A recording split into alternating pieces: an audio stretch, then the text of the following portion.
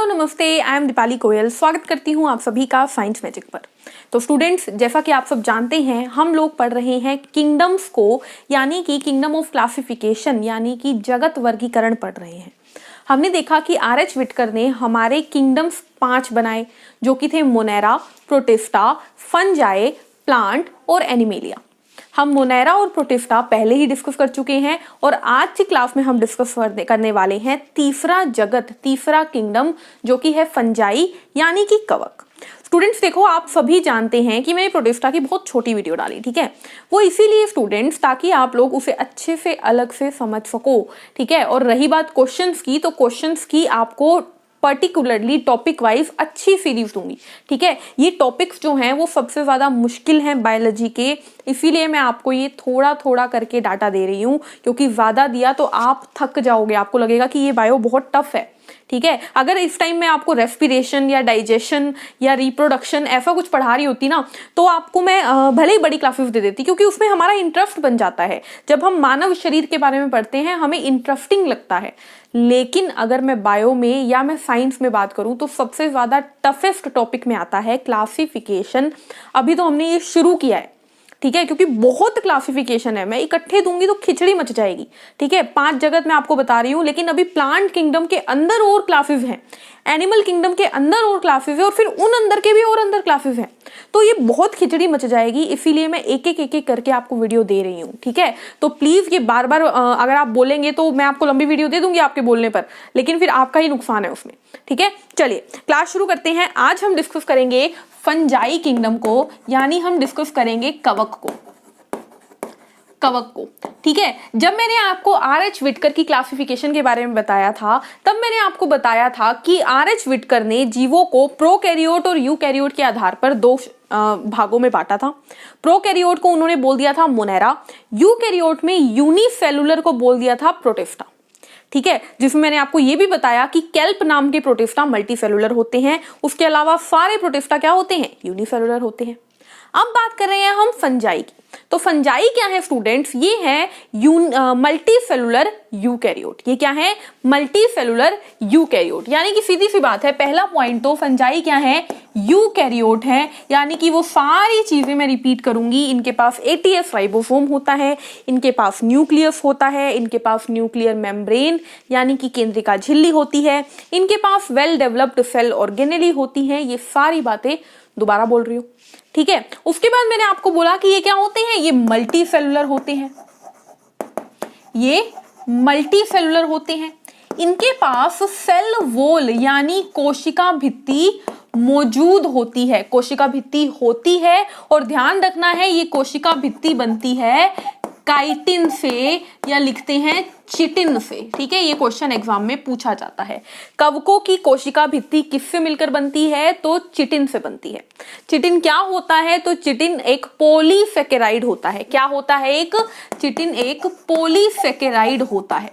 जैसे कि सेलुलोज है या स्टार्च है या ग्लाइकोजन है, वैसे ही चिटिन भी क्या है, काइटिन भी क्या है, एक पॉलीसेकेराइड है, यानी काफी सारे कार्बोहाइड्रेट से मिलकर बनता है, ठीक है। उसके बाद हम बात करते हैं कि जो फंजाई है स्टूडेंट्स, उनका रिप्रोडक्शन कैसे होता है, उनका प्रजनन कैसे होता है। तो फंजाई में खास बात याद रखना कि फंजाई प्रजनन करते हैं बडिंग से, यानी इनमें से बड निकलती है, और दूसरा स्पोर से। ये खास बात है, ये स्पोर से रिप्रोडक्शन करते हैं।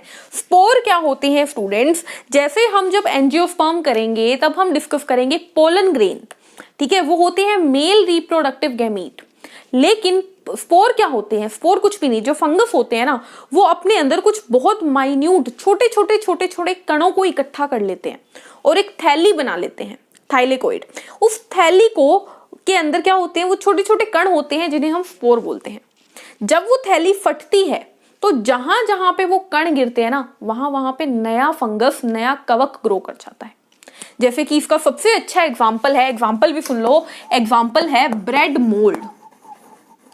ब्रेड मोल्ड, ठीक है, इसकी फिगर मैं आपको साइड में लगा दूंगी। ब्रेड मोल्ड क्या होता है, अगर ब्रेड को आप कुछ दिन के लिए साइड में अंधेरे में पड़ा रहने दोगे ना, तो उसके ऊपर एक हरे हरे रंग की लेयर, सफेद रंग की रुई जैसी लेयर आ जाती है।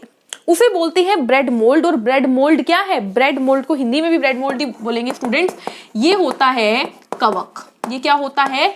कवक है ये, ठीक है। और ये कैसे रिप्रोडक्शन करता है? ये प्रजनन करता है स्पोर से। अगर मैं बात करूं ईस्ट की, खमीर, खमीर भी क्या है? एक कवक है और ये रिप्रोडक्शन करता है बडिंग से। ईस्ट किससे रिप्रोडक्शन करता है? बडिंग से। और ब्रेड मोल्ड किससे करता है? स्पोर से। अगर मैं बात करूं मशरूम की, तो मशरूम भी क्या है? मशरूम भी सारे कवक होते हैं, ठीक है। अब मशरूम कुछ खाने लायक होते हैं, कुछ खाने लायक नहीं होते, वो बात अलग है, लेकिन मशरूम क्या होते हैं? कवक होते हैं, फंगस होते हैं। क्लियर है? आगे बढ़ते हैं। नेक्स्ट हम बात करते हैं कि जो हमारे फंगस है वो खाना कैसे खाते हैं, यानी कि मोड ऑफ न्यूट्रिशन क्या है। तो फंगस जो होते हैं स्टूडेंट्स, ये हिटेरोट्रोफिक होते हैं। हिटेरोट्रोफ होते हैं मतलब कि ये परपोषी होते हैं, यानी ये खाने के लिए दूसरे पर निर्भर करते हैं। अब परपोषी भी कई प्रकार के, एक तो ये होते हैं सेप्रोट्रोफ। सेप्रोट्रोफ मैं आपको प्रीवियस वीडियो में बता चुकी हूं, मृतोपजीवी को बोलते हैं सेप्रोट्रोफ, जो कि मरे या सड़े गले से अपना खाना ले, वो होते हैं सेप्रोट्रोफ। डेड एंड डिकेइंग से अपना खाना लेते हैं। इसका एग्जाम्पल है मशरूम। मशरूम क्या होते हैं? मशरूम सेप्रोट्रोफ होते हैं, ठीक है। मशरूम सेप्रोट्रोफ होते हैं। मशरूम जो होते हैं वो गंदगी में ही उगते हैं जनरली, ठीक है। तो सेप्रोट्रोफ होते हैं मशरूम। उसके बाद आपको याद रखना है कि हेटेरोट्रोफ जो होते हैं स्टूडेंट्स, ये एक नए टाइप के न्यूट्रिशन भी शो करते हैं। वो होता है पैराफिटिक न्यूट्रिशन, यानी परजीवी, परजीवी न्यूट्रिशन। इसका मतलब क्या है? इसका मतलब है कि ये दूसरे के ऊपर रहकर उससे अपना न्यूट्रिशन लेते हैं। दूसरे को जान से नहीं मारते, लेकिन उसके ऊपर रह के उससे अपना न्यूट्रिशन लेते हैं। इसके एग्जाम्पल आते हैं स्टूडेंट, इसके एग्जाम्पल आते हैं, मैंने आपको बताया दमा की बीमारी, अस्थमा की बीमारी होती है एक कवक की वजह से, जिसका नाम है एस्परगिलस फ्यूमिगेटस। क्या नाम है? Aspergillus fumigatus. इससे होती है दमा की बीमारी। कौन सी बीमारी होती है इससे? दमा, यानी अस्थमा रोग होता है। यह क्या है? यह एक पैराफिटिक है, ठीक है। ये ह्यूमन बॉडी के अंदर ग्रो करता है और उससे अपना न्यूट्रिशन लेता है, जिस वजह से ह्यूमन को अस्थमा की बीमारी हो जाती है। और कोई बात करते हैं, ट्रिपेनोसोमा की बात करते हैं। ट्रिपेनोसोमा, ट्रिपेनोसोमा यानी ट्राइकोफाइटोन की बात करते हैं। ट्राइकोफाइटोन ये क्या है स्टूडेंट्स? ये वह कवक है जिसकी वजह से एक तो हमें होता है एथलीट फूट। एथलीट फूट, देखो गंजा दामाद खाए फ्रूट, ये ट्रिक मैंने आपको करवाई थी कवक से होने वाले रोग की। गंजा यानी बाल्डनेस किसकी वजह से होती है?